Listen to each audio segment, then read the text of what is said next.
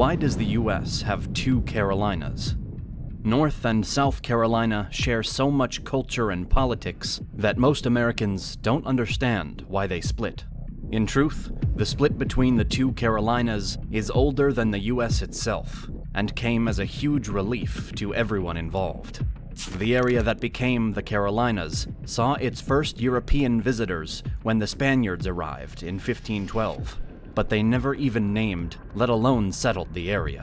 French arrived in the 1560s. The English arrived shortly after, but their colony on Roanoke Island famously vanished without a trace. European attention passed over the area for another few decades, until 1629, when King Charles I granted settlement rights to the MP Robert Heath, but he too passed on developing it. With the exception of a handful of settlers from Virginia who weren't officially recognized, Europeans left the land alone yet again until 1663, when Charles II gave the land to 8 powerful men, known as the Lord Proprietors, as a thank you for their loyalty, renaming the whole place Carolina. A few years later, the first permanent settlement was laid down at Charlestown, today's Charleston, and soon after, more settlers trickled in. However, the difference between North and South Carolina was already manifesting. Charlestown and the other South Carolina settlements owed themselves to slaves and plantation owners from the West Indies, chiefly Barbados, who were seeking new land for cash crops. South Carolina offered a perfect environment for growing sugar and rice. Slave plantations sprung up all over the area, supported by wealthy businessmen, while European settlers concentrated in urban areas like Charlestown. Slave exports were as important as slave imports there. Between 1670 and 1715, over 25,000 indigenous natives were sold into slavery in South Carolina, while a similar number of black slaves were brought in. By the mid-18th century, most of South Carolina's population were slaves, and most of its white population were wealthy or urbanized, if not both. By contrast, the rural North was much less dependent on slavery. Slavery did exist there, especially for the tobacco industry, but most of the settlers were poorer. In fact, many had been indentured servants themselves, coming down from other colonies, and who could never afford slaves of their own. North Carolina quickly gained a reputation for attracting the rougher and poorer settlers, while the wealthy flocked to the south. As a result, Northern Carolina became the most populated, but Southern Carolina became the richest. A good government might have tried to heal this divide, but the Lord Proprietors were the complete opposite of that. With 8 men in faraway London, all with different ideas of what to do, put in charge of a vast territory on the far side of the Atlantic, was it any surprise that the government was a disaster? The Carolina territory was vast and unwieldy, and its new leaders were not up to the task. Apathy, incompetence, and overambition fought for dominance between the 8 men, while the Carolinans themselves watched on with exhaustion. Overambition won out, thanks to one proprietor, the Earl of Shaftesbury, who wanted to craft Carolina into a perfect society. Calling on the philosopher John Locke, they drew up an experimental system of laws called the Fundamental Constitutions of Carolina, which laid out plans for a strange society that preached individual freedom and liberal ideas, alongside support for slavery and hereditary nobility.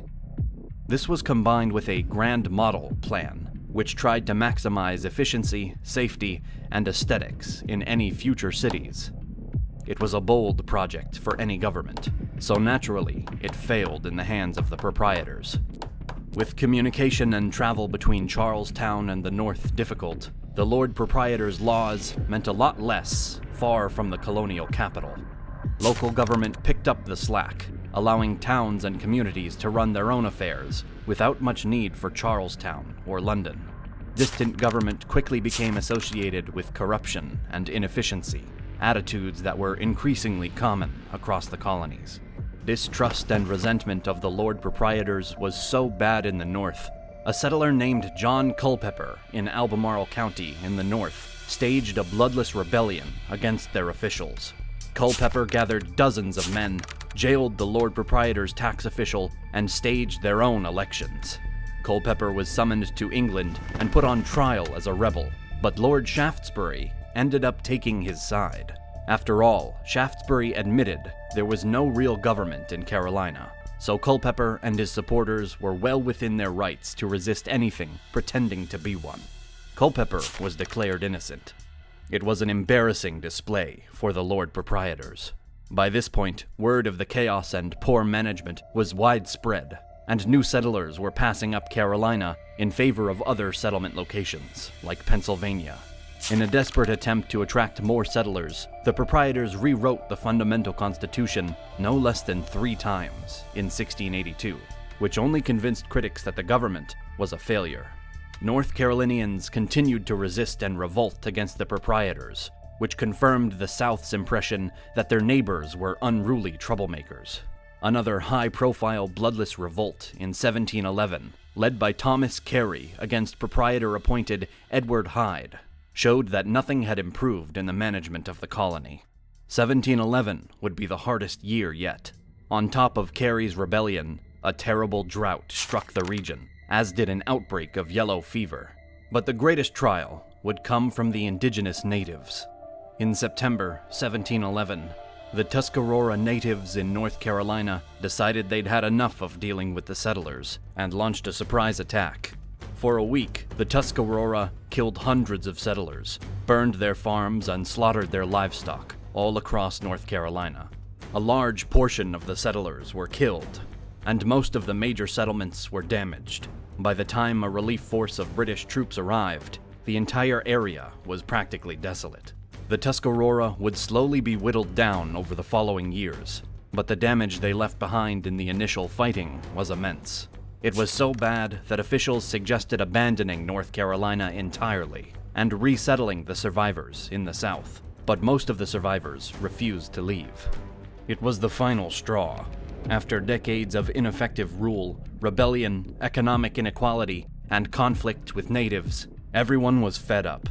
Writing off the devastated North as a loss, the Proprietors decided to split North and South Carolina, if only to rid themselves of an irritant. North Carolina would be returned to the king as an entirely separate royal colony. It'd be his problem to deal with now.